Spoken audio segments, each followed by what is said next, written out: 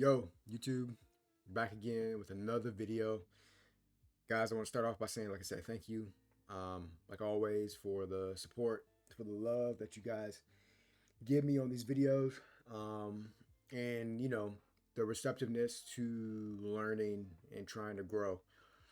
This channel is to teach, to grow the Apex community, to help guys be able to, be better, right? I've played this game since season 0. I've played with great teammates, good teammates, bad teammates. I've played with guys who make promises and fail on those promises. I've played with guys who made commitments, stuck to them. So I've played with a wide range of everybody and from all different walks of life.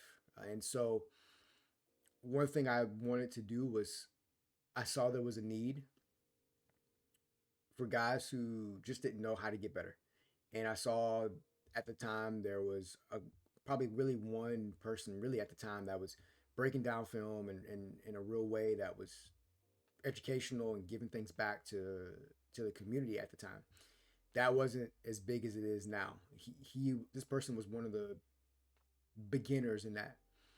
And so I said, you know what? That helped me. I want to give that back when I get knowledgeable. And I'm a teacher at heart. I do things outside of gaming that I'm doing the same thing. And so this is no different. So today we got something a little bit more in depth today. We got something that's a little bit more in depth, something that's going to hopefully make you guys uncomfortable because it's not going to all be just gameplay related.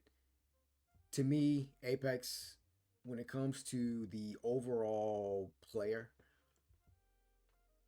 I think a low percentage of who you are as a player is like your skill in the game, the mechanics, especially when you're talking about being on a team. To me, when you're talking about being on a team, it's like a higher percentage of other things outside of the game that affect the team success. And so today we're going to talk about a lot of that today. We're going to get in depth as much as we can. This is going to probably be a longer video. And so, if you don't want to stick around for a longer video, then I'm just not for you. If you want to stick around and you want to learn and grow and just kind of sit and chill, like sit and chill and let's just talk, right? So, we got some things that I want to talk about. So, last night, I was running some ranked games and came across the usual guys, right? 9 out of 10 games, you're going to come across guys who they want to make jokes early on before you guys even drop out the ship. They want to, say different things to you, whether it be slurs, whether it be insults, and you guys haven't even played a game yet. He hasn't even heard your voice yet. Those people exist more than the good people who you want on a team.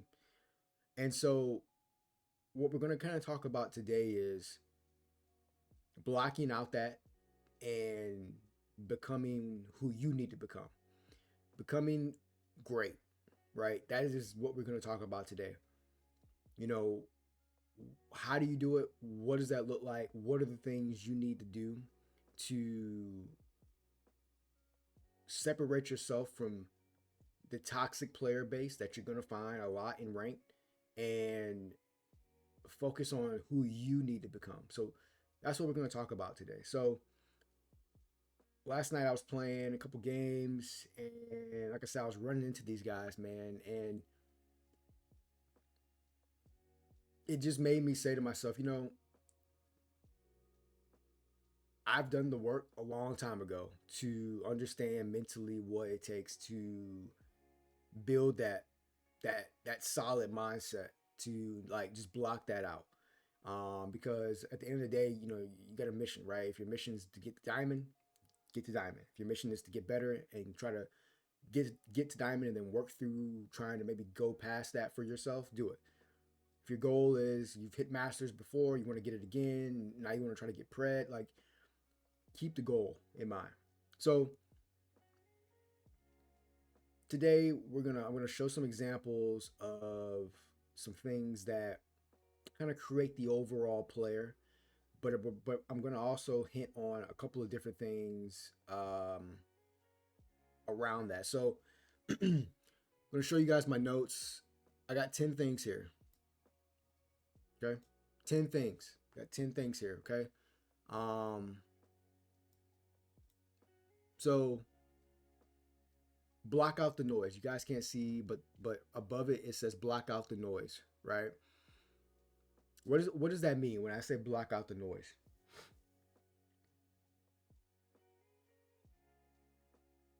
Guys in the game who, they want to mock you and say like, "Oh, you think you're Mr. Prodigy? You think you're Mr. Hot Shot? Like, who do you think you are?"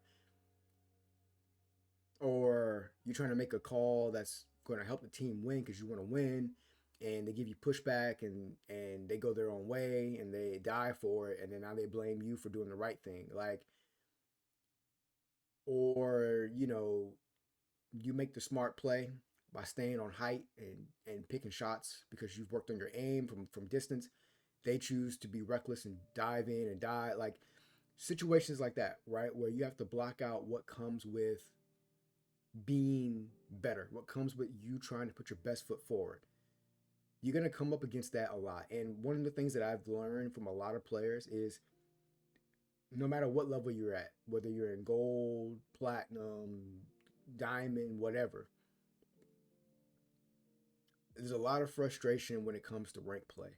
A lot of guys lose faith, a lot of guys lose hope, and they lose that passion because not so much because of the game, it's more so because of the social part of the game. The toxicity, the negativity, if you're one person in your solo queue and you got two guys who are partied up together who are trying to dog you, that's a lot. It could be a lot. And you know, you got guys who want to sabotage games because they just want to be toxic. Like it that over time can create a lot of doubt in you, and you don't want to keep going. And so this video is for you guys, okay, who want to keep going, who want to get better, who want to figure that out, who want to get past that hump. This is for you. So I got 10 things here, right? Number one is you block out the noise and you don't say that's going to define me. You have to always keep in your mind and say this to yourself. I say this to myself all the time. Be great. Your teammates die, it's on you to 1v3. That's your moment to be great. Be great. Win that 1v3. Win that 1v2. Win that 1v1. Right? Make the smart decision. That's the time to be great. The time to be great is not following their lead, right? That's not the time. They don't know what they're doing. You know what you're doing. You be great. You take the lead. Number two is to be a good communicator. So what do I mean by be a great communicator? A lot of people think that over communication means I'm communicating and I'm a good communicator. That's always not the case, right? If we're playing and you're telling me you're reloading, you're telling me that you're telling me everything. You're telling me you're reloading, you're telling me you need ammo, you're telling me, you got this amount of cells and batteries and syringes, and you're just telling me everything. You're overloading your teammates with information that doesn't need to be told, right? We need to know where guys are. We need to know if when we get into another fight that you're prepared. We need to know where zone going to be steps ahead. We need to know important things, right? Like who's going to get Kraber, who's going to get Scout, who's going to, we need to know important game altering things, not everything. And so being a good communicator means you understand that and you only say what's really important and you leave space for other things to be told. And so when you're in these tight situations, there's only a couple of things you can really think about because you need to focus. And so saying the important things and not just going into games, not saying anything sometimes, right? If you have a team, this is all for you guys who have teams, not your solo queuers, unless you're solo queuing and you're trying to establish that relationship with guys when you're playing. Number three, someone who's reliable in the clutch moments, right? And this is somebody who's consistently winning a lot of his 1v3s, his 1v1s, his 1v2s, right? If you have one good game and then you play great, but then you have like 10 games, 15 games where you're not, well, that one game doesn't matter because you've shown who you are after that one game, right? It doesn't take 10 to 15 games after that for you to not be great again, right? You have to be consistently reliable. If you're working on your game and you're telling yourself that you want to be great, greatness comes in those moments where it's on you, right? When your teammates are down, your teammates are dead, and it's up to you. That's when you have to show that you're clutch in those moments, right? That's when you become reliable. So you don't become reliable always when your teammates are alive, right? When they're looking for somebody to be that person, you have to be that person and step up. So that's number three. Number four, someone who's willing to step up when no one else will, and you take calculated risk.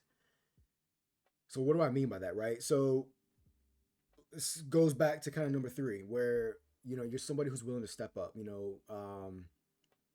There's plenty of times where there's a couple of fights going on that are my teammates think need to be fought, need to be pushed, and I know in my mind that maybe taking that fight will cause another team to come third us and then we die. Speaking up, taking that, stepping up and saying, hey, we don't need to do that. We need to just stay disciplined and explaining to them why. Hey, this is why. If we take this situation and take this fight, this is what's going to happen. We need to prioritize this. Me being able to step up comes from experience, comes from me putting myself in situations to learn previous to the moment that I need to step up in. Taking calculated risk, such as not taking a risk that you've never done before. So, but your calculated risk is something that is based around your IQ, based around your knowledge, and it's a combination of this could work or it could backfire, but it's within your realm of what to do. It's not something that you're just making up out of nowhere and it's very foreign to you. It's something that's familiar with and you've done it in some capacity, but this is somewhat of a newer way to do something. That's what that a calculated risk kind of is. A calculated risk could be, hey, I know I'm looking at zone, and based on what I've seen before, you're thinking two zones ahead. We need to go here. This is where we need to go, and we'll win this game. That's a calculated risk because if you go there and zone pulls on the other side of the map, you're like, well, I thought that was the place, but it wasn't, and maybe you die for it, or maybe it's tougher to now get into the next zone, but you at least took a risk. You took a calculated risk, or hey, I need to push this guy immediately because I need to get him out the way because it'll open up an opportunity for us to do X, Y, and Z. Right? You're thinking steps ahead based on things you've done and that have worked in previous times past. Not you're working on something that you've never ever done. That's not a calculated risk. So that's what I mean by that. Number five, you put in the work. You put the work on your individual skill set.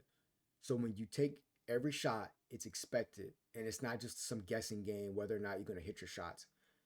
This is a really important thing. I think more so for the guys that are in platinum and below. Some guys in diamond who kind of squeak by from platinum, but this is more so for the guys that are in platinum and below. I remember seasons ago I was playing with a guy, and he was watching me and my other teammate used the scout at the time, and we were dominating. Me and him were dominating in our rank games, and he was never good with the scout. And we looked at the damage report after the game. He was fused, I think, and he was Sparrow, and he was playing with the scout. You know, we looked at the damage report, and he didn't even crack like 1,000 damage. And we're looking like, what are you doing? Like, what weapons are you using? And he told us, he's using the scout, and we're like, why aren't you hitting your shots? He's like, well, I saw you guys using it and doing good with it, so I thought I would use it. And we're like, have you ever really used it before? He's like, no. He was trying something that he wasn't familiar with, something that he never worked on, and so everything was a guess. Every shot he took was a guess. Every time he would want to position his reticle, it was a guess.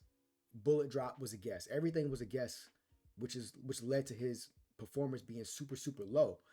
And so that's what I mean, right? If you don't practice and really know your weapons in and out, know the recoil patterns in and out, know how to track guys, you know, you don't know that stuff in and out, it's always going to be a guessing game. And when it comes down to it's time to perform, when high performers, there is no guessing game with them. There is no I wonder if I'm going to hit my shots. When you grab a weapon and you peek and you're about to shoot, you have to know without a shadow of a doubt that you're gonna hit your target. There should be no question about that at all. And if you're questioning whether or not you're gonna do well with a weapon that you've rarely used, then you need to do more work, because that is just not what is going to win at a high level. When you guys are getting into your diamond games and you're getting into those masters lobbies and pred lobbies, a lot of you guys are fearful when you get into those lobbies because you're not sure if you can perform. That's where that comes into play. You have to know without a shadow of a doubt, based on your training, based on the work that you've done as an individual, that you can do what you set your mind to. And so that's what I would say about that one. Number 6, somebody who doesn't break mentally when things get tough, because they will get tough. I was playing with a guy, or well, one of my friends named Crip96. He told me, and this is a part of my journey, and I talk about this all the time. He told me he was like, hey, I want to go on a Masters run. He's never hit Masters in a season that was actually difficult. The one time he got Masters was in a season that was the easiest. Forgot what season it was, but it was the easiest season. They gave it to literally everybody. Anybody who played would pretty much get Masters. But he's never had to really work for it outside of that. And so if you guys know anything about that, it's hard, right? It's difficult. And so he told me, he was like, hey, I will allow you to teach me and show me what it takes to get there. And I said, okay, cool. I laid out just like this right here, where I'm laying out everything. I laid it out like this. This is what it's going to take by this day, by this week, I laid it all out. 2 or 3 days in, we lost the fight, and we were talking about why we lost that fight. I broke it down to him because I always stream. I broke it down to him and showed him, like, this is why this fight didn't win or didn't work. And I showed that, he turned his back and got shot in the back trying to run to me versus trying to do some damage and facing the opponent. We went back and forth for a little bit, and he lost hope. He lost hope, and he quit on me. He didn't verbally quit on me, right? Which would have been better, because that would have showed that at least he had the balls to say, hey, I quit. I can't do this. It's too much for me. But he silently quit on me. He didn't talk to me.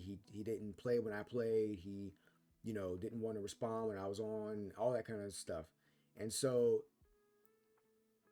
his mind broke before his will, right? He broke mentally and didn't see it through. And he continued to play that season by himself, and he didn't get Masters. But things always get tough. I've played with guys before who wanted to get Masters because they've never got it before. And when they when they understand the work it takes to actually get it, they say they want to do it in the beginning. Once the season goes on and it's time to actually do it, they break. It's always mentally that they break. Um, and that's for everybody. It always gets tough for everybody. It doesn't matter who you are. If you're a pred, if you're a masters player, it gets tough for all of us. But you have to mentally know how to reset and understand what breaks you mentally, because what breaks me mentally is different than what breaks you. You have to understand and figure that out, and understand how to overcome that for you. And so, you know, me and DZ Prod here, we got masters together, and we had a lot of moments where it was like up and down, good games, bad games, stretches of bad games, stretches of great games, and we didn't. We had moments where we were tired, we wanted to break, but we didn't. We had each other to rely on, and mentally, we both were very strong individuals mentally, and so being able to talk about things, come back to it, be able to work on how to get better from those losses and from those bad moments. You have to understand that like a loss isn't a loss. A loss is a moment to learn. Go back and look at why you lost. Now take that, keep that. Now go to the next game. One of the things Apex does is it usually brings situations back around again. And so if you lost a fight in survey camp will probably be a fight that you might have again. Now that you're in a situation again, now you know how to win it. So that's what I mean, right? Mentally understand yourself, and mentally, like I said, stay in it. It's going to be tough. It's not easy for everybody. So remember that. Number 7, someone who keeps winning the goal. And this is important, right? So I talked about Crip 96. He didn't have winning as the goal, right? Because if winning was the goal, a little argument over, or not even an argument, a little discussion over why a fight was lost would have been like, you know, nothing. And winning would have been the goal. Because if winning is the goal, everything that I said from 1 to 6 would be um, at the forefront of your mind. If winning is the goal, if winning is not the goal, then you will allow things like a little argument to make you quit. You'll look for any type of little out to say, I don't want to do this. This is too hard. You'll look for any little out to blame your teammates and leave them knowing that they're good for you. But because they're making you uncomfortable because you need to grow, you choose to leave them. Those are non winning mindsets. If you want to win, you'll stay where it's uncomfortable, because not because it's bad for you, but because it's good for you. A lot of things that I've learned come from seeing things all the way through. We think we're seeing things all the way through for a couple weeks, a couple days, maybe a month, maybe 2 months. But it's going to take maybe longer to really see something all the way through. And you're going to learn something about yourself, and you're going to learn something about others. If winning is the goal, then you'll do whatever it takes. And that's what you have to keep in mind. So if winning is the goal and you're playing in these ranked games and guys are being racist and talking crazy, you just ignore that because you care about winning. You don't care about the nonsense and the toxicity. You care about winning. None of that adds to winning. What adds to winning is good communication. What adds to winning is smart rotations. What adds to winning is your teammates being confident. What adds to winning is you all being able to hit your shots and be able to play off of each other as a team, as a unit. What adds to winning is good vibes and good energy. Like that's what adds to winning. So that's what I would say about that. As far as the next one, someone who keeps it real with themselves and doesn't make excuses for their own bad play. That's a huge one, because in the beginning we all want to not feel the burden of, we have these combination of things that we do bad. It seems like we just can't catch a break, right? We can't do anything good. We do these these 15 things bad, but is there anything that we do good? That's how we talk to ourselves. And how I talk to myself is different. I look at that and go, okay, I have these 10 things that are bad. I look at it as a challenge. Let me work on these things to make those 10 things good. I don't look at it as woe is me. I don't look at it as the walls are caving in on me. I look at it as an opportunity to rise above and work on those things, right? To me, that's what keeps the game exciting. I've played this game since season 0. People ask me all the time, man, how do you keep playing? How do you keep the game exciting? Because as long as I have things to work on, I'm never ever going to be 100%. And there's always something to improve and work on. There's always something to chase and challenge myself with. And so if you ever get to a point where you're 100% good, then you're gonna get bored. There's no need to play anymore. And so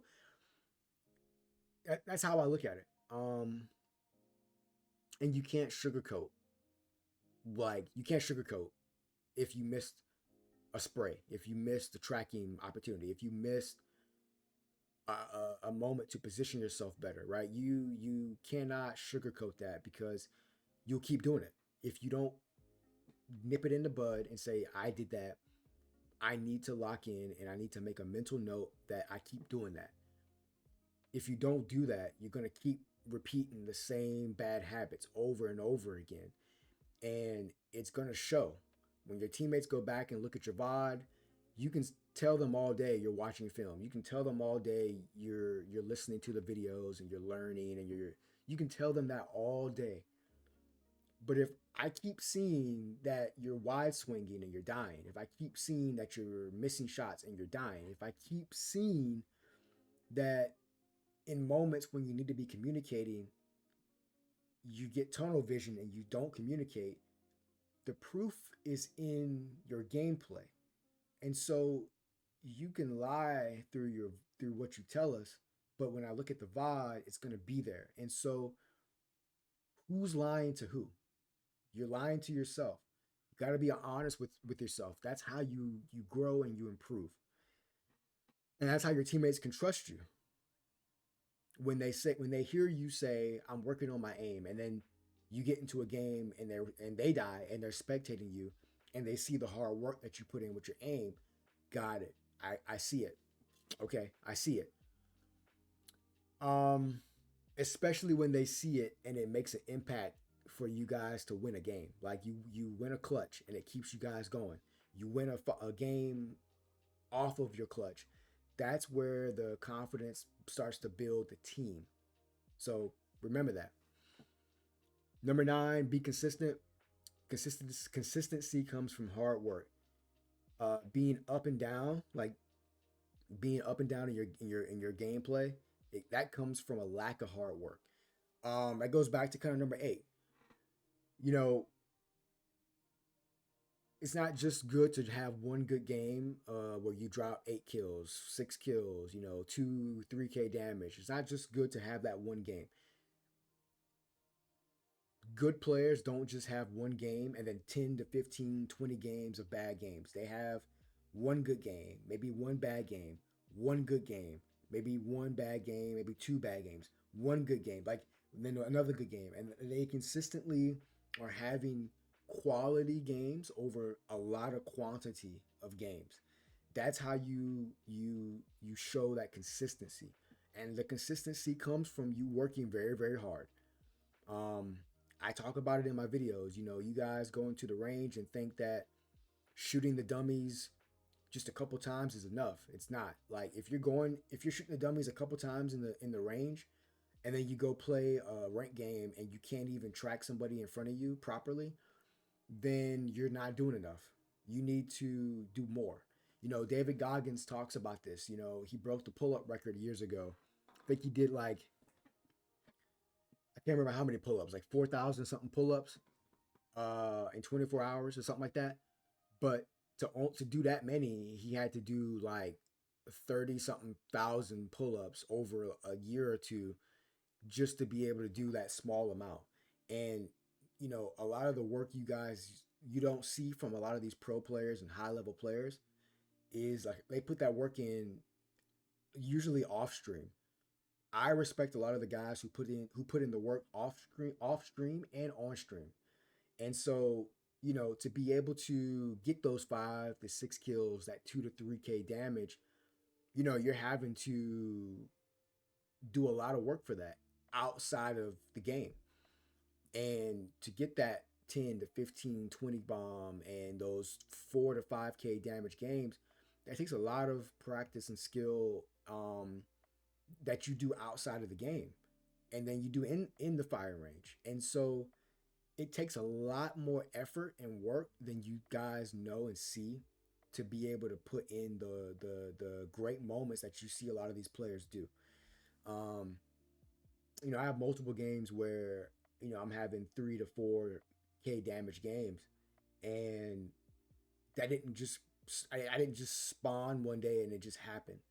It happened from me practicing on my aim like a lot, early mornings, late nights. It took me watching guys in different FPS games that were great and seeing what they were doing, like tens from Valorant, or guys that were playing Call of Duty and Halo and all these games like Apex back in the day, and really seeing what they were doing to improve. It took a lot of that. It took me watching my film and going, I need to watch somebody who's good at positioning because I suck.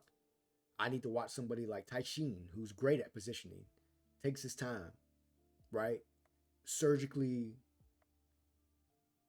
dismantles teams and is getting 4 to 5K damage games easily. I had to watch guys like Asu and watch those guys like Roz and Albert Laley and all these different guys were doing who had good habits. And I had to be honest with myself and say I have bad habits. And I had to take my bad habits and get them out the way and place in good habits from what I was watching. And you have to be honest though with yourself. And that's what it takes. So number 10, I would say you get to watch film, study the game. IQ puts you ahead.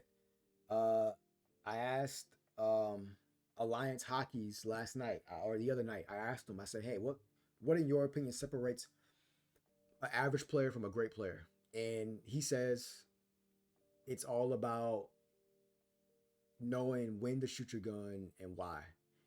Um, IQ, decision making, right? Knowing those things. It might not be advantageous to shoot that team because you need to get ahead of them and then shoot them.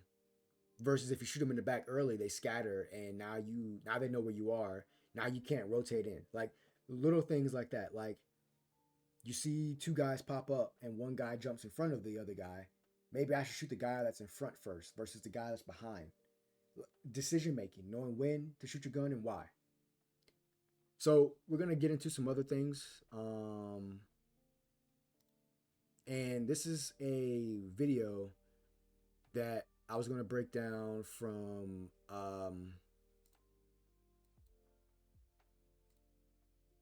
DZ Prod. So one of my friends, he was playing a game last night, and I wanted to break this game down. We're gonna talk about this.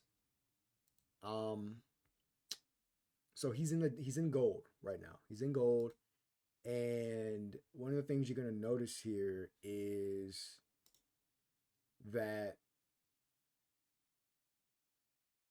he is showing even in these lobbies, you know, everything that um I'm kind of really talking about here, right? And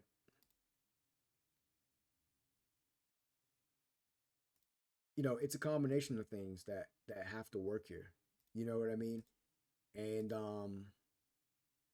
so we're gonna start with this, right? So I want you guys to kind of hear how this goes in the beginning, right? Just to kind of get a full picture of what's going on here. And this everything I talked about, this goes into this.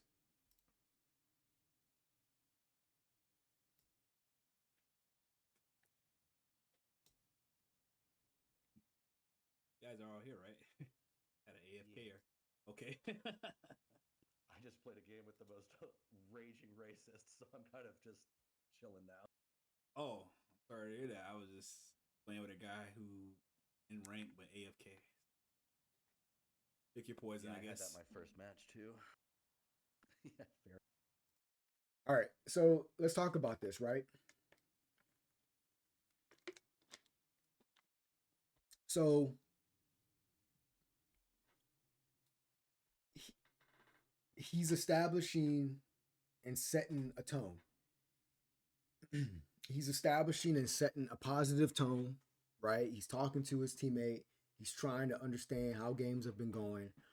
And they both have, said, hey, I just had a guy who was just saying racist stuff, being horrible. DZ also goes, yeah, man, I just had another bad game too with some guys. And now they're connecting. DZ's taking the initiative to step up here, be vocal, and take a leadership role here. Let's keep going and we'll continue. Was he at least a good player, despite the? Not at all. So I died in the beginning with like, I don't know, 600 damage or something like that. It's the end of the game and he's still got 100 and hasn't played at all. Just has been raging on the mic, screaming. Oh my god. Literally just slurs left and right.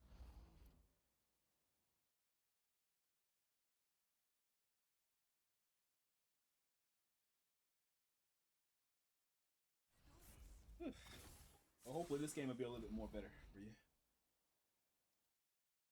So he states here, hopefully this game will be better, right? Wanting the games to be good. Like I said, they've both been playing with some pretty bad teammates. This is easy to get discouraged, right? Before they got together. And they could have both been in a negative mindset. But see, as a leader, as somebody who's done it at the highest level, like DZ, he understands that, those long stretches when you're playing, you have to try to be positive. And this is not just a positive, like a fake positive, right? He's not being positive as if like I hope we'll play good. It's more of like a I know that I can change the course of a game off of my play style. If we're all good, we can do it. And it's a confidence in his play that he knows can be something that can help make the games good for this individual and them as a team. He's not hoping that he's going to go into this game and hit shots and play well. He knows he's going to. He's not hoping that those things will make the team feel better. He knows they will. And so none of what he's saying is coming from a place of like, he's not guessing or making that up. It's he knows he can play well. And so he knows if that happens, the vibe will start to pick up. A little bit better. Yeah. All right, so let's just kind of get into the game, right? So I like. What else is going there? what you're going to hear here Anybody go is climatizer? Yeah, I see a couple they're too. communicating, right? They're communicating, and because DZ was able to start off communicating, right? He set the tone. If you're going into your ranked games and you're starting off the tone by joking, that's not going to start off, things the right way. If you're going into your games and you're waiting for somebody else to talk, you're not taking initiative and being a leader and stepping up, right? If all you want to do is just follow your teammates, you're Free not going to be time or successful, right? I have to keep saying that. Don't follow your teammates unless they're good teammates, but for the most part, you need to be taking initiative and taking charge. And so DZ actually give me does that. that. Don't need that. He does that. He's creating a better atmosphere. So when they get into a fight, right, it's not, I don't know if someone's going to cover me. Hey, I don't know if this guy's going to have my back. DZ's showing to communicate, talk, be positive. And so this guy feels comfortable. He feels he's getting out of his own head space from the previous game. That's important. So we're going to skip Thing right to here. kind of when they're fighting. So he's That I want. noticing somebody And this is a decision to not take a shot. He's doing the smart thing, knowing when to take a shot, when not to. Going up the hill. He's just getting information. The bridge right here. And they're trying to kind of just size up this team. So they're making a decision to probably go towards the bridge here, right? Person, but sure, it's full. So right here, right? He's looking for an entry shot. Yeah, sitting on the bridge right here. Great shot. 88. Now he moves up. Does the damage, moves up immediately off of the damage. He notices the guy has white shields. He immediately moves up off of this, right? And cuts the distance.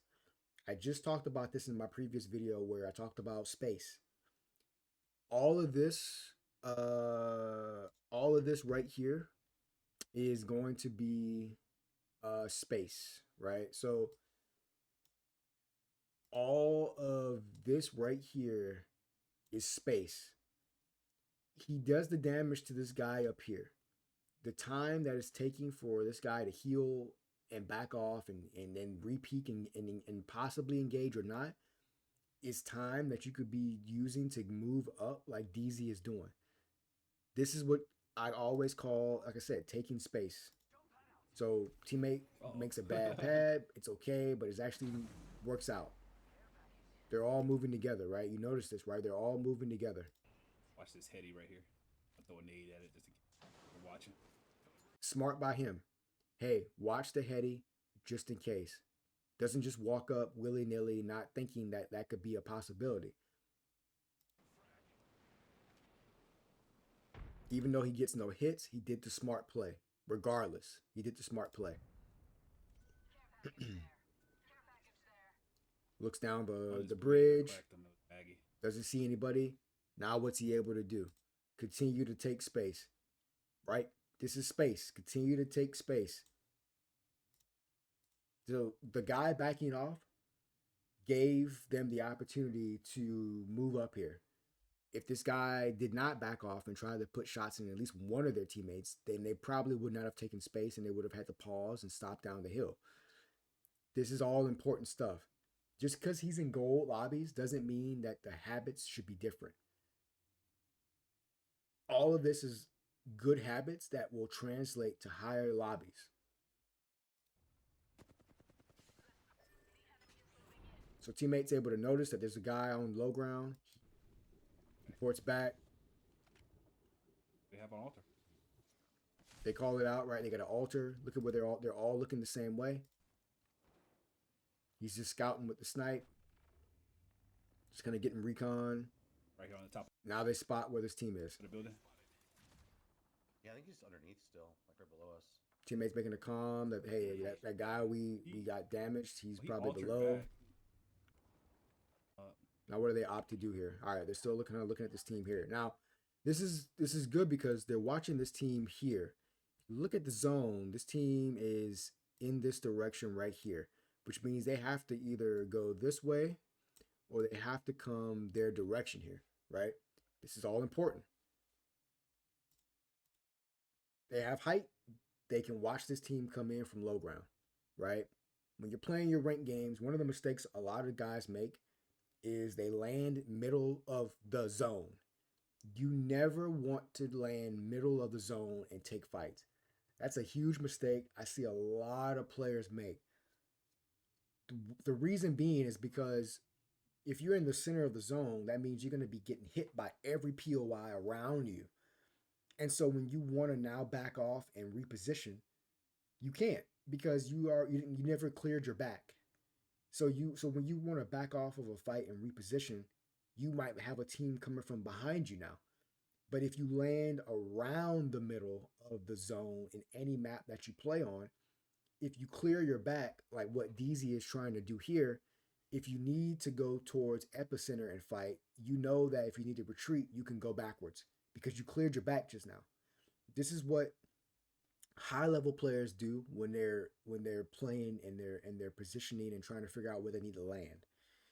You guys complain about POI spots being horrible around the edge, but they're not.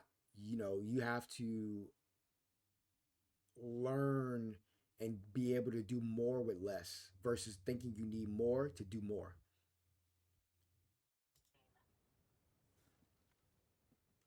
All right, so we're looking around. We're trying to just kind of, like I said, gather information here, right?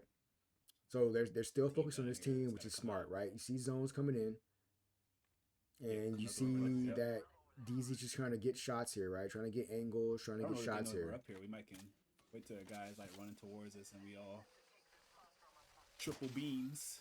And he makes the smart call here.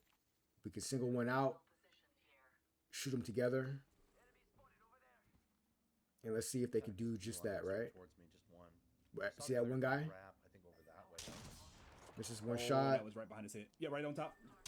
Hits that. Crack. They get the knot. See what I mean? They're all fighting together, all playing together, right? The communication's clear. The communication's crisp. The vibes are good. Teammate as Octane immediately goes for him, right? So as your Octane player, as your aggressive player, right? Whether that be Bang, Octane, Maggie, Wraith, Pathfinder, whoever who's aggressive, he's not allowing that guy to just stay there and stay alive. He's being aggressive and being more towards the front here, right? That's good because of how DZ's playing, right? DZ's sniping, he's getting damage, and you just need somebody to be able to get in, get out, not be scared. One down. Great 158 shot, right?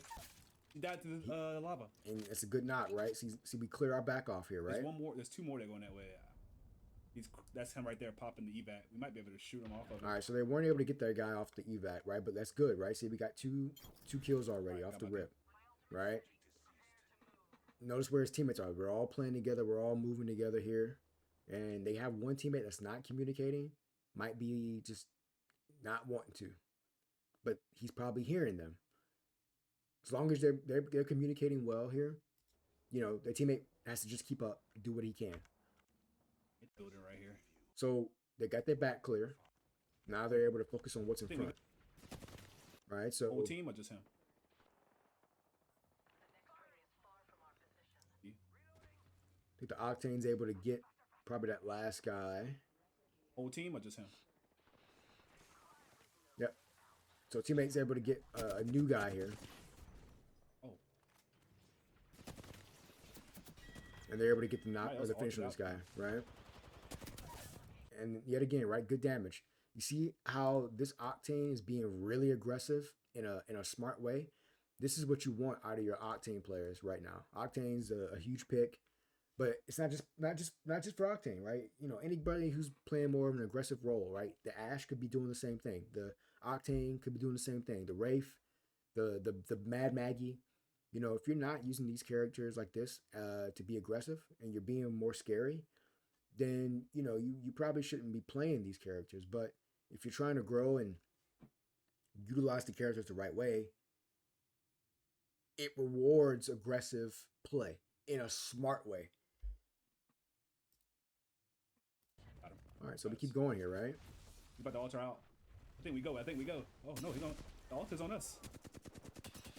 Right, this is great damage by Okay. great damage by DZ here, right? And so they're starting to flow here. Yeah, they're starting to play like a team, and they're flowing, right? So just take a look at the zone, right? Deal. Okay. Yeah. Like either through the tunnel. All right, so listen to this. Just to the comms. It's kind of a crazy zone. We should probably like rotate. So go like either through the tunnel and come out. Go through the tunnel and come out geyser. Map knowledge. One of the things I notice a lot of guys do is they're not opening up their map when they play. They're just running. They look at their mini map like it's Call of Duty and they never ever open their map. Apex is a game designed to where you have this map to be able to know and learn and know there's a team here. They're going to probably be here. You know what I mean? We cleared off our back. Now there's nobody on us. So now we have this entire area to now say we can walk in to Geyser for free. DZ was able to know that and look at the map quick and tell his teammates that, right? His teammates might not have even been thinking about that. But because he's able to help the team by knowing this and give them knowledge that are steps ahead here. This is what I'm saying, right? We're doing all the things that I talked about. We're taking initiative, we're taking steps to be the leader. We're thinking steps ahead to be able to help the team feel comfortable. We're being confident here, right? We're communicating because winning is the goal. Geyser side or You gotta have Ash looking forward, right? Being a forward observer, not looking in a loot box, not looking around and waiting for a play. She's looking around and observing. And so now they kind of have an understanding of, okay, there's teams here, right? Deal. Everybody's starting to look forward and look and have that momentum. tough rotate going. They're through starting that to other snowball shot. into a He's standing right here on positive top. direction here. He's jumping off though. He doesn't take the shot. What did I talk about earlier? Right? Knowing when to take your shots and when not to. It's gonna be a tough rotate Right? going through that. Other He charges up here and he sees a guy here. What did I say earlier? If he takes the shot, knowing that he's behind, now it makes this team know there's a team behind us. We need to hold them out, or we need to focus them.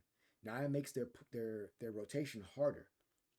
Even though he's in gold, most of you would be like, you know what? Let me fight this. We're in gold lobbies. Fuck it.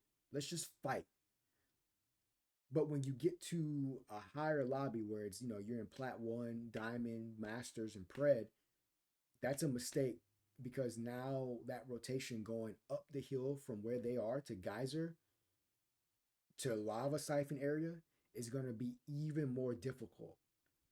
This is about winning, not about taking fights that you don't need to take. DZ understands that this certain area going uphill towards Geyser and Lava Siphon is more important to do than taking a fight that's going to hold us back for another 40 seconds. This is where the IQ comes into play and the discipline. Standing right here on top. So he opts to get the information, knows he jumps off. Now they have a free rotation in, right? All the way up on that hill over there. Yeah, I'm gonna actually take this choke. And he's saying he's going to take that choke instead of the choke to his left that goes through the tunnel, right? Behind us too, because all those teams from Frag. Now he's preemptively putting down gas to block off any type of flank that might come his way. Now they get a free rotation in the zone because he didn't take those shots earlier. This is what I mean, right? It sets up the fight for later. Sets up opportunities for later. Yeah, I kind of want to pinch So they're in a good position now, right? Now they want to take some shots at some guys because think about it, right? They've just won two or three fights. They're confident. No need to not be.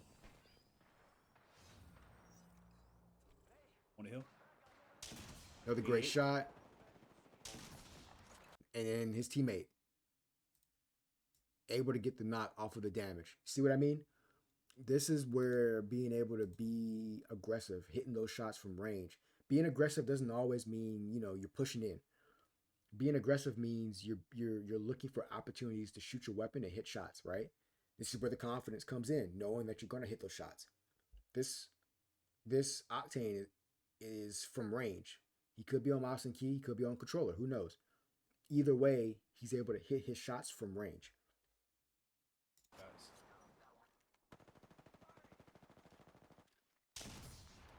Now you have a guy running up the hill, going out of zone, which opens up this opportunity as well, right? They have more space. I don't want to overcommit here. I want to make sure that we don't get pushed from behind. Yeah, I'm back up. Now you hear that. He doesn't want to overcommit because he doesn't want to get pushed from behind. Why doesn't he want to overcommit? Because he doesn't want to get tunnel vision. He's trying because he knows what could happen if he overcommits. He communicates that. This is good communication. He doesn't want to overcommit. He explains why. I don't want to overcommit because I don't want to get hit from behind. That's good communication. He's not talking about how many cells he has. He's not talking about, hey, I threw a grenade. He's not talking about, hey, I just reloaded my sniper. He's not talking about that. None of that is good communication. That's stuff I don't need to know. I don't need to know that you just reloaded your sniper. I don't need to know that you just charged it up. I don't need to know that you're popping a cell. I need to know what's going to help us be able to see the game in a full picture. That's what he does here. On top of this. Great shots. That person was like, Yeah, just blocked your shot. Sorry. Teammate is, like I said, being, he's being a good teammate. You know what I mean? shots. Comet's able to get one. Oh man, It's a good shot by this left, Comet guy again. Great use of cover here, right? Great use of cover, right? We're staying in cover here, not in the open trying to snipe a guy. Great use of peeking in and out. the team on the bridge right here. All right, so they're calling it as a team on the bridge. Yeah, I'm just poking for now. And see teammate communicating, right? He's just poking shots, right? That's also a form of being aggressive. Poking shots. You're not just like you're not saying, well, it's either we push or we don't. You're saying I can still be an effective guy on the field by doing something, which is poking shots, putting shots in this team, doing more damage than they're doing to you, to keep them at bay, to show them, hey, listen, I'm a threat. Don't come my way. Because then it's going to open up an opportunity for them to rotate. Although now I'm getting low on ammo. I gotta get some more light. Great shots by DZ here. Like, see, showing that they're a threat, right? Showing that, hey, like, you're not going to push us. You're not going to do more damage than us, right? All right, so they use this opportunity to go through, I guess, the choke here. They do a good job of leaving now because they have enough time as a buffer. We get into this choke up here to the left. And like I said, see, who's making the comms, right? DZ. He knows where to go. He knows how to play. We've done this before. He's making the comms.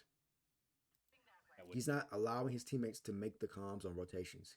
He's making the comms. Ensure nobody comes behind us. We kind of have everything in front. And see, making sure no one comes behind us. We have everything in front. He knows that there's going to be teams that are going to rotate from Lava Siphon into this area right here.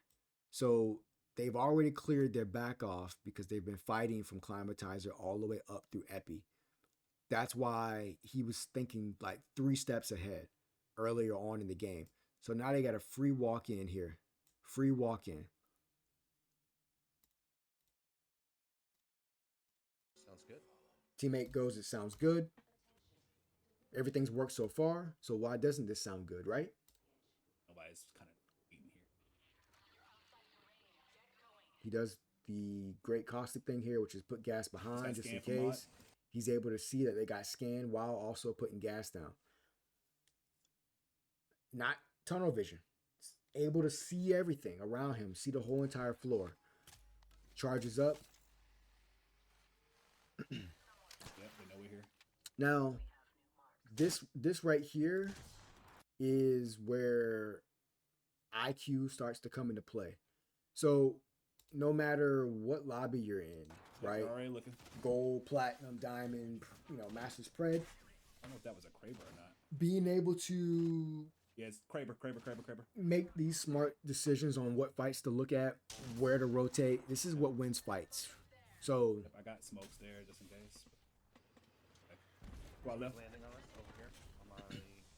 Yep. Right. So right now, what you're noticing here is they're a little bit shelled up because his brain's working.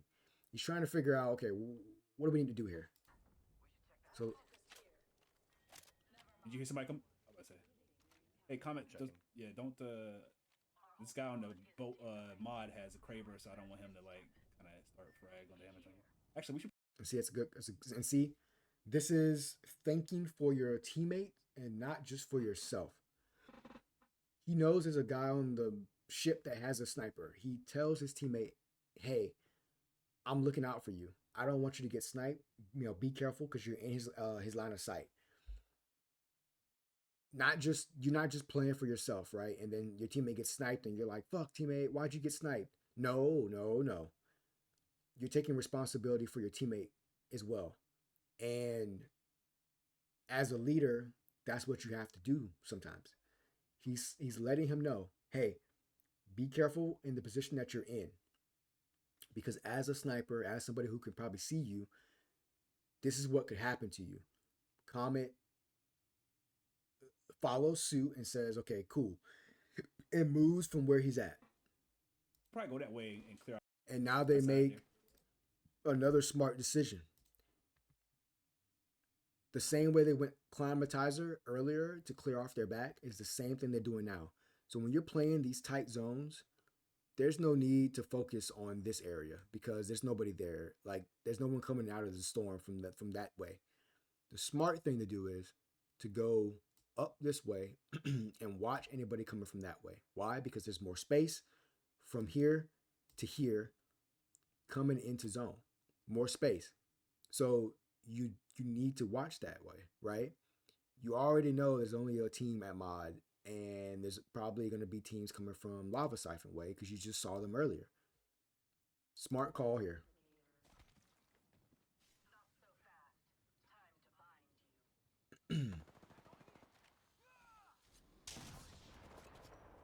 All right, so they're moving up here. Stay high on this, and then we kind of just look over. Right, stay high on this, and we can just kind of look over. Great shots on the bridge. They don't pad and overcommit to this bridge. He just continues to gas off his areas, just in case.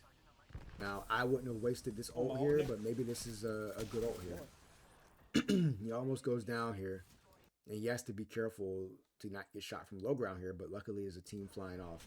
So, all right, you're noticing here, right? There's that one team that's here, that one team that's on the bridge. That's two teams, right? So he notices and made the right play here to go clear their backside. Now the problem is you have to make sure this team doesn't take your space that's flying up. This other team is flying out behind us. Yeah, let's back up a little bit. And let's back up a little bit. You see that? We're thinking smart here, right? We're thinking smart. This is what wins games at this level, right? I get that he's in gold, but what wins games towards the end of the stretch is IQ. I need anybody have bats? The med kits.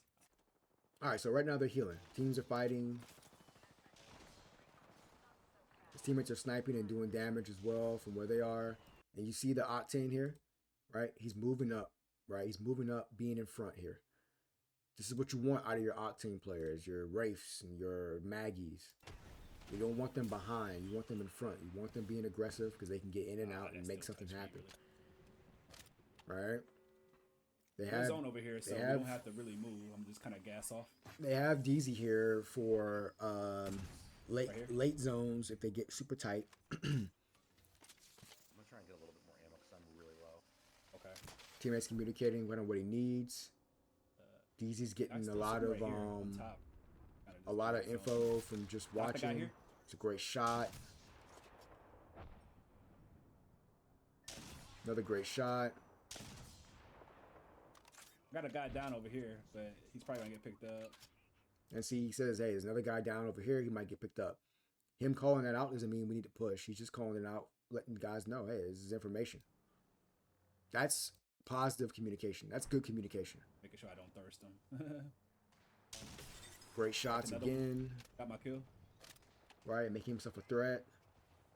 Now see, this is what you call being aggressive. Everybody thinks being aggressive means pushing.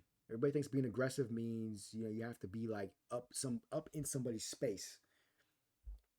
He's sniping right now and being a threat, and he's being aggressive. He's had multiple cracks, multiple knocks. He's being aggressive. Being aggressive, a lot of players at a low level will look at it only one or two ways. Either I'm not being aggressive and I'm doing nothing and I'm shelled up, or I'm being aggressive and I'm just balls to the wall. This is not what that means entirely. Being aggressive means hitting your shots and being a threat. He's been a threat to multiple guys on different teams.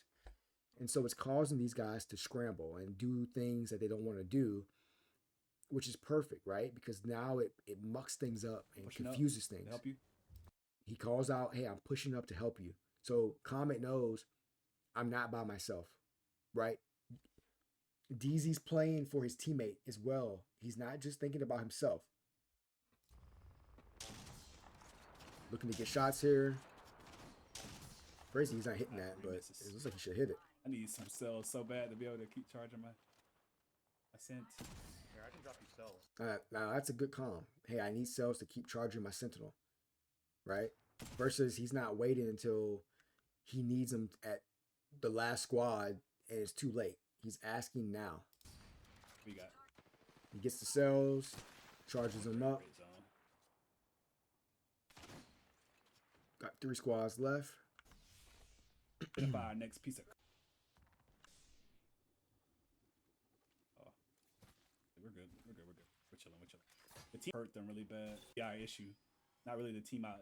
All right, so let's listen to what he says here. We're Calm gonna watch. like really gas up all through here. The team to our left is going to be our issue. Not really the team out in the open. So he calls it out, right? Now, why does he say that? Because if you look at the zone here, this team on the ship has to jump off first. They only got a piece of cover left, and they don't really have any cover. They're the closest team to them that has to move and do something first. That's the threat. You look at the zone here. This team has the dome still to be able to use this cover here. So they're going to be in for a little bit if they, for a while.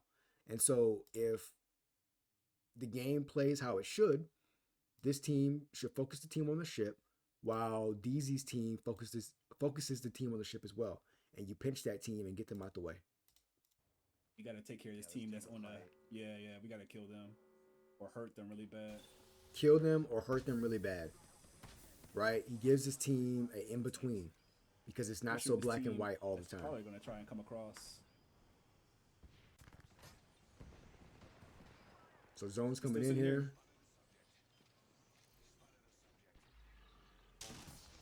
Oh, that should have been a hit. It's a good shot, but we can aim a little higher here, Let me right? know. Oh, they're getting hit. They're getting hit. That team's getting hit. Okay, now we need to focus this team that's coming out of this way. All right, so look, see, now he's making the comms. He's making the plays. He's orchestrating and telling his teammates what to do.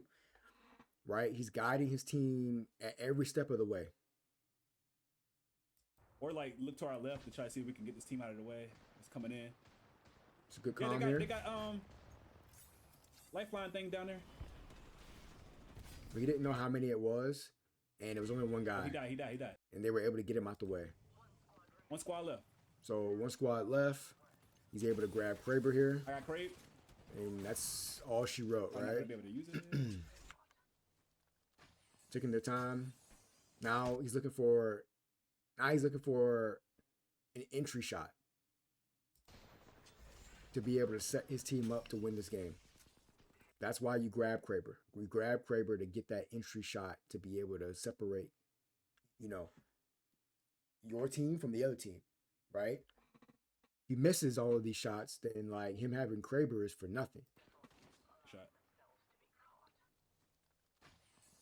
As he's looking, he's taking his time, thinking about his teammate. He's like, hey, you're here. I'm putting something by you just in case, right? Thinking about his teammate, even in situations where it's tight and it's tense. Now he's able to line up where a guy might be. This guy peeks and at the same exact spot. Let's talk about that real quick though, right? So look at where DZ is. So I always talk about this as well. He's over here in this, DZ's over here in this area right here, right? Takes the first shot, misses. What's he do? He repositions. Repositions. That should have been a hit. So when this guy looks, he thinks DZ's going to be over here. That's why he repositions. It's all about the subtle things that make you great. Now, right here, boom, it's time to be great. Right here, this is the moment. It's time for you to be great. You've led your team this far to a top 2 situation. Now it's time to take it home. Take it home. Be great. This is the time. Knock one. Now we talk about this all the time. You get that knock, now you cut the distance. Now this distance is open. He doesn't continue to just sit here and stare until another guy peeks. It's not what you do. These are good habits. Octane, notice what he's doing. Octane is going over here to sandwich, while DZ is going this way. This is good IQ and habits that follow you when you go to any lobby. This is what you guys need to be seeing and implementing into your games. Gets the knock, cuts the distance immediately. You're the Octane player. You don't go here. You don't go here with DZ. You both don't go here. But see, IQ of the Octane player, he knows there's an opening here. So he goes here to sandwich the team. He's confident being able to play on his own over here in this area while he looks and sees that, okay, DZ's going to come over here. You got to knock. And he immediately goes, you know what? The resin? They're resin. He makes the calm. So they know that by the time he comes around the corner, Comet knows they just rest him. So Comet knows, let me take my time here and look before I just, stem around the corner.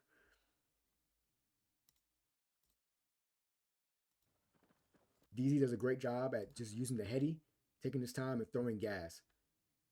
Throwing gas is a distraction. Now they're looking at the gas. You see that? They're looking at it. Gives him time to use the heady and then now shoot. Good damage. Forces the guy back towards Comet. Crack on my side. Now he knocked the guy that he just had weak. Knock one. To right. And then great tracking. GG. GG, guys. That's all she wrote. I'm about to say, didn't I tell you that you're going to have a better game, bro? Didn't I tell you? Yeah, much better. Oh, yeah. Good call. Good comms. Oh, yeah. And you hear the energy. You hear the positivity, the smiles. You hear the joy, the happiness. Like, oh, yeah, I had a great game. This is awesome. Like, oh, you told me we were going to have a good game. Like, thank you. Like, that's what all of those things I just said, that's what it can do if you guys implement it and apply it to your games when you play with your team. This is more so for the team guys, the guys who are playing with teams who are trying to figure it out, trying to find a team, trying to build and establish a team or make your team better. This is what this is for. And I'm showing you in real time everything applied. You're a good player, good job. Compliments them. That's simple. And it's that easy. It's that easy. And it's GG's all across the board, right? All across the board. All across the board, right? And look at this guy, right? 1,800, 1,900, same amount of kills, right? They were able to be on par here. So, another thing I want to show you is what I was talking about, where you have to separate yourself, right? You're going to hear this guy, tell me like, hey, Prod, like, what are you doing teaching guys, like, so you'll listen to it. Listen to him. Why the fuck he even said that? Come on, man. You run an Apex class? So he said, hey, come on, man, you running an Apex class? What the fuck could you possibly teach these niggas? So he's like mocking me, right? Like, what could you possibly teach somebody? All right, class. And so I respond. So because I look at his player card. You think he's slick? I see a little bitch ass nigga. I look at his player card here, and I'm like, okay, got it. Plat 3, never been masters. Plat 1, right? Never really been masters. And I tell him, I'm like, hey, listen, like, I teach guys how to get out of plat. You know what I mean? But you have to know what you want to do, right? My goal is to teach and educate. And that's my goal. My goal is to do that, right? My goal is to showcase, like, hey, by example, like, this is what you do and this is why and this is what works. And despite the negativity and the toxicity that guys want to bring to you because they can't see themselves doing that because they're not good enough, you can't allow that to bring you down to their level.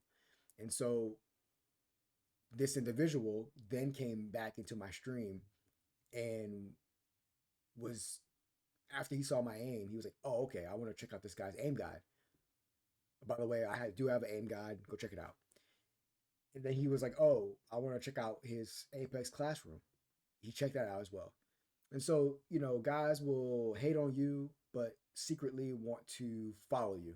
And so, like I said, guys, I care about winning. I don't care about like the little games that guys play and all that kind of stuff. I care about winning. And so, um, that's always the goal. Keep that in mind. If you keep that in mind, you'll be able to go far. So, I wanted to showcase one more VOD um, in terms of somebody who's a skillful controller player.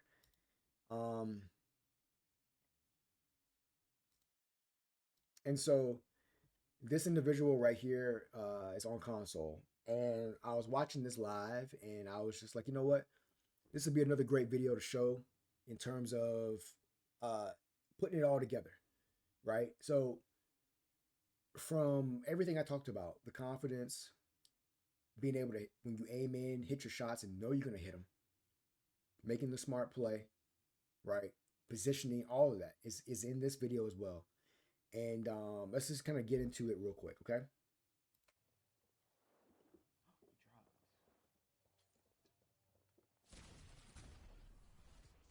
Oh my fucking god. So right here, he almost makes the mistake of going to another team, right? Luckily, he was able to have quick reactions and be able to get back in it. And luckily for him, that team didn't go in there. Well, I mean, I guess that's how that works. All right, Like, so just a quick ability to be able to like analyze what's going on, right? So he almost got hit by that bangle, takes his time here, and heals. Immediately, what he does, like I always talk about, is find cover. He finds cover immediately, makes himself small, heals behind cover. He has overflow, so all he has to do is just take his time here. Now, this is where I say every time, you got two teammates that are dead here.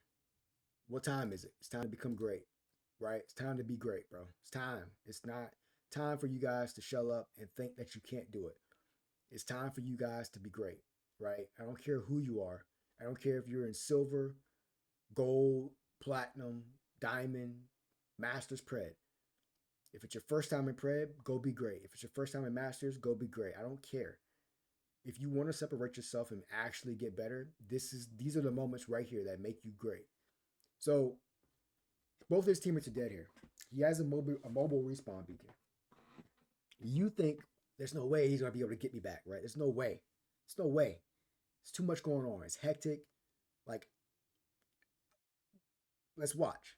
I'm gonna slow it down a little bit because he was moving pretty fast in this. And I'm gonna slow it down a little bit because I want to be able to kind of break this down. Guys, like I said, this is a longer video for sure. But I want you guys to get everything out of this video that you possibly can. And if you're still watching, I appreciate you.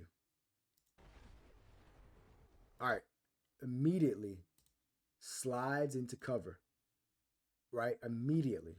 I always talk about that. Immediately slides into cover. I'm mad pussy. Taking his time and letting these guys fight. Wait. Taking his time. He's like, wait, I could possibly make something happen here. Now, him putting this down is he's actually doing this for two reasons. One, three reasons. One, this is going to be his center. And I always talk about this too, a center, right? So his center is going to be this area right here. So if he ever needs to get back to a spot, this is the spot he's going to go back to. Secondly, he's using it as cover. So he slid into cover here with the tree, right? He slid into over here by the tree. He's going to use this mobile as a cover, and he's going to use this wall as cover. And he has port. So he really has 3 points of contact for cover. and he has a way to get out and in. But he also has a way to get his teammates back when it's the right time, if it ever becomes the right time. So he drops this, and he knows this is going to signal, hey guys, somebody's right here. Here's the audio cue of a guy coming around the right, and his teammates selfishly are like, yes, but they're not thinking, they're only thinking about themselves. They're not thinking like, no, like you need to fight it out. Like, don't worry about us. Like, you fight it out and figure it out for you. They're not thinking that way. This is why I say you have to separate yourself from players. So he's going for this, and you see how he uses it. Now, when he peeks, he's immediately got that first shot accuracy. Immediately. Right? Does damage here.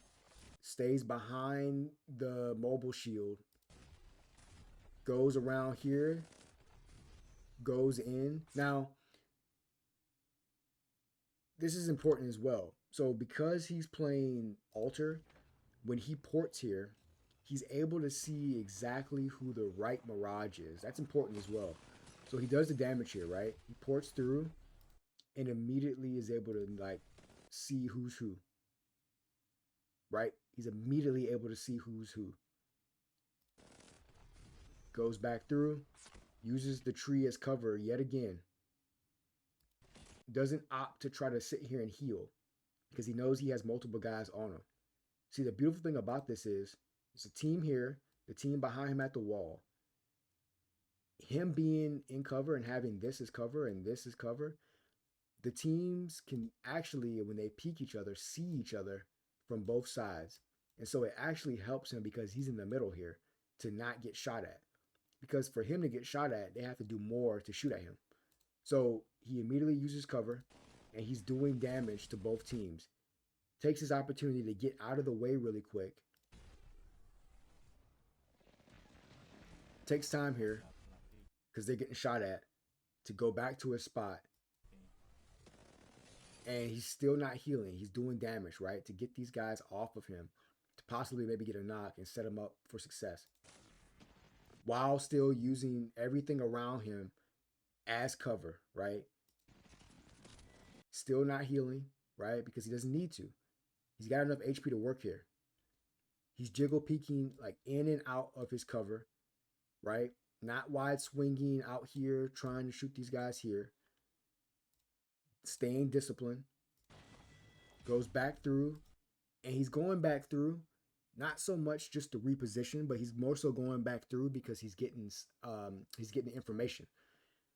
This is like Wraith Portal, right? Wraith, when she phases or she's portaling, you know, she's able to get information without having to be vulnerable.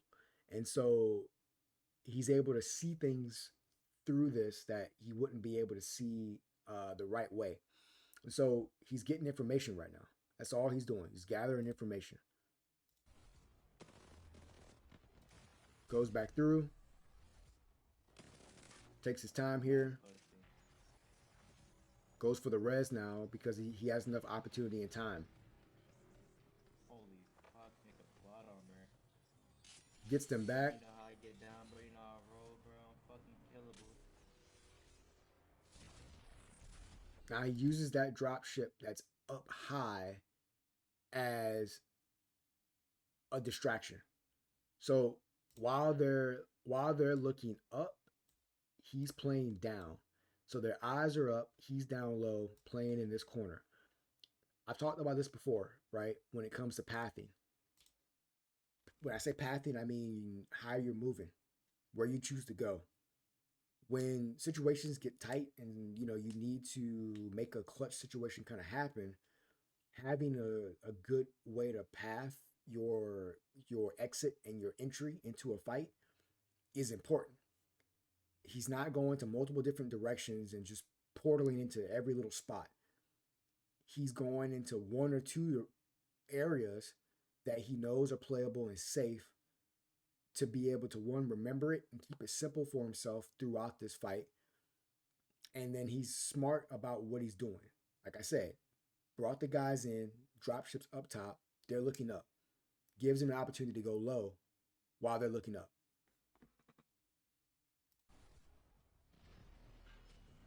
So right here, he's looking. Immediately target identify. Right? So immediately, right? Let's look at this, right? So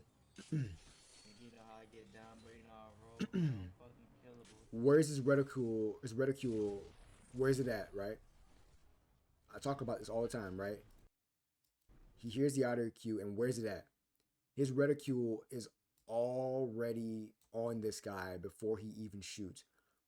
This is what you call first shot accuracy. A lot of guys, you know, their reticule will be over here, and then now they gotta move it over to adjust. Their reticule will be down here. Now they gotta move it up to adjust. That takes so much time when you're in these situations that you need to be just locked in, on target, ready to shoot. He is, and so look at the damage. 142. Guess what? He doesn't overcommit to get that guy out of the way. What does he do? He notices, hey, I have a little bit of zone still playable up here. Let me reposition and get back up top. So he's been to what? One spot, and he's been to two spots. Back and forth, right? Just back and forth. That's his pathing. Simple as getting the job done. Goes back in, takes his time, and he's using it to get information. That's the most important thing. He's repositioning, but he's using it when he comes out the portal to be able to see the floor entirely. Teammates are still responding here. He takes his time, and he pops the portal to be able to see exactly kind of where that guy is around the corner. Takes his time, uses the portal as a distraction because the guy is probably looking to see what might come out. So while he's staring at it and looking, he's taking time over here to heal. He gets that one cell off, takes his time here. Teammate's able to get a knot, which is great. As soon as he goes through the portal, target identification. Sees this guy's weak. He has more HP than this guy. Let's see what he does. Immediately dips into cover here. Smart IQ, knowing the map. Anybody else would have shot this guy. Anybody else would have popped the cell and shot this guy. Now, would that have been the wrong play? Maybe not. Maybe not. But see, now he knows there's a Mirage on the team. This guy slides out. He's ready to shoot his gun, right? That's important. This guy slides out, but he's ready to shoot his gun. Staying aggressive. And then immediately jumps into cover. But he needs to be aggressive here because he needs to see where the next guy is. But he goes into cover. Doesn't jump out into the open and try to fight him without having some sort of cover between him and the guy. Because he knows it's a Mirage. Now he's able to line it up. Or actually it's an Ash. And then as soon as he aims in, he's hitting that. And they win that game. I mean, this is textbook. Everything I talked about, this is textbook, right? If you combine how I just showed DZ playing and communicating as a leader, and you combine how this controller player was able to play, you combine those two things together, you have a complete play style to be an effective teammate no matter who you play with. So, two more things and I'm done. This is Kobe, the great Kobe Bryant, rest in peace, talking about where confidence comes from. To me, the mentality is a really simple one in the sense that the confidence comes from preparation. You know, so when the game's on the line, I'm not asking myself to do something that I haven't done thousands of times before, right? So when I'm prepared, I know what I'm capable of doing, I know what I'm comfortable doing, and I know what I'm not comfortable doing. That's important. That's important, right?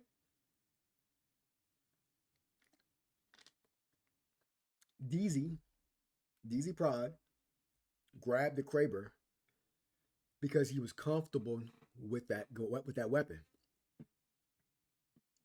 He didn't see it in the box and say, I don't want it. Somebody else grab it. He grabbed it because he knew he was comfortable and confident with the weapon. And then it showed when he picked it up. He only missed one shot. And he only needed one shot to open up the fight and win the game. Renifine had an R9 in his hand. He was confident knowing what he could do with that weapon because he's done it so many times.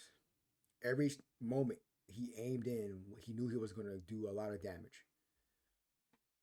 Because the preparation that came with DZ knowing how to use the Kraber and used it so many times, and the preparation from Rennie knowing how to use his SMGs and his weapons and positioning, it was just another time for him to do it. Just another moment. Nothing special, nothing new. Right? And so in those moments, if it looks like I'm ice cold or not nervous, it's because I've done it thousands of times before. So what's one more time? Done it thousands of times before. So what's one more moment, right? That's how you got to think. And if you aren't at that level to where you can think that way, then you know that you're not doing enough work. And if that is you and you're not doing enough work, put in the work. So I got one last thing. One last one here, guys. I'm going to end this video. On a treadmill like I have, and then roll over on the carpet because you literally can't move your arms. Once I pushed through that, then I felt like I had an emotional strength and advantage that my opponents didn't have. So that gave me a tremendous amount of confidence. I've been to the breaking point, and I went past that breaking point. And when you know that about yourself, that you don't have a breaking point, and the fun becomes really pushing them to their breaking point. When I pushed myself to that limit, two things happened. One, I got stronger for me. All right, so let's talk about that first part, right? So the breaking point. We all have a breaking point. I remember when I call it the wall, right? I call it your wall. When you're practicing and you're trying to get better, it's gonna be a wall that you hit. You're gonna hit this wall, and this wall is gonna be like, you're gonna be like, man, I'm trying to get over this hump, but I just can't. And it's something holding you back, but you can't figure it out yet. Once you go over that and figure it out, you become stronger for yourself. See, a lot of you guys try to find strength in having a lot of ammo. A lot of you guys try to find strength in having the right weapons and the right attachments, and you can't fight unless you have everything. A lot of you try to find strength in gotta have the right teammates that carry you. You know, you got to have the right situation that makes you feel comfortable. But getting over that wall where you can do more with less because you know that you've now finally found the strength that you were wanting to get, you get over that hump. Skill wise, IQ wise, mentally you're stronger, you're more there. Nothing can really break you, right? Someone says something to you in the game, whatever. They're not where I'm going to be. They're not where I am. You have to see yourself past where you are currently to get to where you want to be. So you get that strength for yourself. You don't get that strength outside of you. Two, I also got emotionally stronger. I had hit certain. And then the second thing, you get emotionally stronger. There's times where you go through those emotional lows and highs, and you go through them by yourself, and then you go through them when you're playing in your ranked games with teams, and you know you're having guys say racial slurs, you're having guys throw games, you're having people, you know, just not care enough, like how you care. But breaking through those points, you get to a place where emotionally you were able to take yourself past where you thought you could go. Those are the things that once you keep going and you see a situation all the way through, that's where you end up with that type of strength. And so I encourage you guys to take everything I told you in this video, everything, and I promise you, if you put in the work and take everything I told you from what I broke down from DZ Prod, from his leadership, his vocal communication, his positive energy, but he was also able to perform when it was needed to match that. Then you take somebody like Rennie, who wasn't vocal, but skill wise, he had the confidence, he had the shot, he had the first shot accuracy, he had the tracking down, he had the IQ and the positioning, the patience. You take those things and you couple them together. I promise you, you will be a complete player. I promise you. So, listen, guys, this is it for the video. This is a long video, and I'm going to end it now. Have a great day.